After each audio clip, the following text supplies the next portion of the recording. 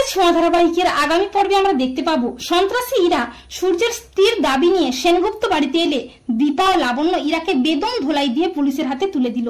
হ্যাঁ বন্ধুরা, আমরা এমনটাই দেখতে পাবো অনুরাগী ছোঁয়া ধারাবাহিকের আগামী পর্বগুলোতে। দীপা ডক্টর লাহিড়িকে বিশ্বাস করে সূর্যের ব্যাপারে সব সত্যি ডক্টর লাহিড়িকে জানিয়ে সূর্যকে নিয়ে সেনগুপ্ত বাড়িতে ফিরে আসে। আর সূর্যকে এই অবস্থায় দেখে বাড়ির সবাই অবাক হয়ে যায়। লাবণ্য একেবারে ভেঙে পড়ে। তখন দীপা লাবণ্যকে কথা দেয় যে আপনার ছেলেকে ঠিক সুস্থ করে আপনার কোলে আমি ফিরিয়ে দেবই। আর লাবণ্য দীপার উপর ভরসা রাখে। এরপর দীপার মনে সন্দেহ হতে থাকে যে কে ডাক্তারবাবুর এই অবস্থা করেছে, কি ঘটেছে ডাক্তারবাবুর সাথে, ডাক্তারবাবু কেন কাউকে নিজের কাছে আসতে দেয় না, কি না দেওয়ার কথা বলে। ডাক্তারবাবুর সাথে ইরাই ছিল, তবে কি ইরাই ডাক্তারবাবুর কোনো ক্ষতি করেছে? ইরা আসলে কে আমাকে জানতেই হবে। এমনকি দীপা লাবণ্যকেও সবটা জানিয়ে রাখে। অপরদিকে ইরাও তার সন্ত্রাসী দল জানতে পেরে যায় যে সূর্য সেনগুপ্ত মোহনপুর ছেড়ে নিজের বাড়িতে ফিরে গেছে। তখন তারাও সূর্যের কাছ থেকে পেন ড্রাইভটা নেওয়ার জন্য কলকাতায় আসে। এরপর হঠাৎই একদিন সন্ত্রাসী ছদ্মবেশী ইরা সূর্যের ক্ষতি করে সূর্যের কাছ থেকে পেন ড্রাইভটা নিতে সূর্যের স্ত্রীর দাবি নিয়ে সেনগুপ্ত বাড়িতে হাজির হয়।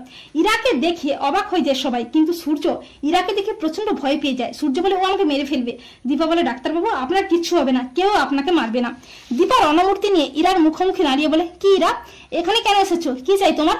তখন ইরা তার নাটক শুরু করে বলে যে উনি কেমন আছেন, ওনার কি হয়েছে? তখন দীপা বলে ওনার কি হয়েছে তা তুমি তো খুব ভালো বলতে পারবে ইরা। তখন ইরা বলে দীপা দিদি তুমি এসব কি বলছো, আমি কিছুই জানি না।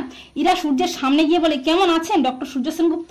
সূর্য প্রচন্ড ভয় পেয়ে যায়। তখন দীপা বলে ইরা তুমি এক্ষুনি এই বাড়ি থেকে বেরিয়ে যাও। তখন ইরা বলে আমি কোথাও যাব না, আমি ওনার স্ত্রী ইরা সেনগুপ্ত, আমি এই বাড়িতেই থাকবো।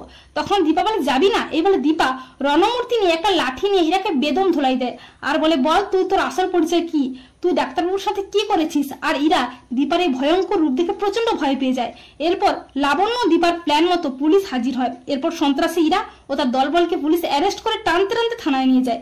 তো বন্ধুরা তোমরা এটা চাও তো যে ইরা সূর্যের স্ত্রীর দাবি নিয়ে সেনগুপ্ত বাড়িতে এলে দীপা যেন ইরাকে বেদম ধোলাই দিয়ে ইরা ও তার সন্ত্রাসী দলকে পুলিশের হাতে তুলে দেয়? কমেন্ট করে জানিয়ে দাও তোমাদের মতামতটি।